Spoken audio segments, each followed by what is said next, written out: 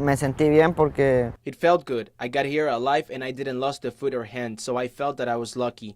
Even though you encounter people on the way who want to do things to you, I was lucky enough to make it. This is a story about a teenager's journey to Las Vegas and what was waiting for him when he got here.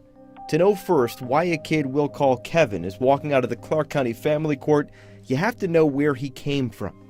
Kevin is from Honduras. At 16, with no family, he was threatened by gangs, join or die. With nothing in his pockets, no money, Kevin left. fue muy difícil porque It was very difficult. I had to get on buses and beg for money for the passage. Sometimes went without eating or drinking. He begged his way to Mexico and hopped a train known as the Beast. sí, porque sí, Yes, because it's very difficult, especially if you lose limbs like a hand. That's a possibility. There's people who want to do things to you, and there's people who die and lose limbs from the train. Kevin's escape from gang violence is not unusual. When he got to America, he was detained. That's not unusual either.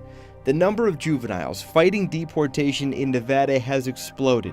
60 in 2012, just over 400 in 2017, now well over 1,000 since January of this year. Many of them will find navigating the court system to be just as difficult as navigating the buses and trains that brought them here.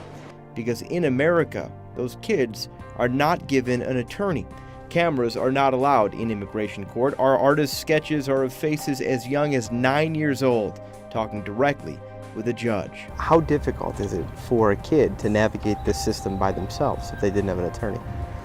It's extremely difficult, not just because the process is extremely complicated. It's complicated for an adult to go through, but also because a lot of the times the information is in a language that they don't speak. What's at stake can be life. Kevin tells us if he is sent back, he could die.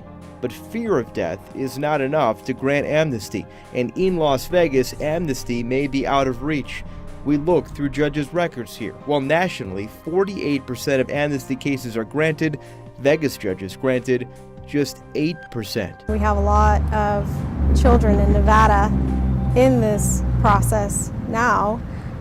His case particularly is very compelling because of the things he's gone through in his life. For Kevin, his future is now in family court. A woman here has offered to sponsor him. A judge will decide if she can.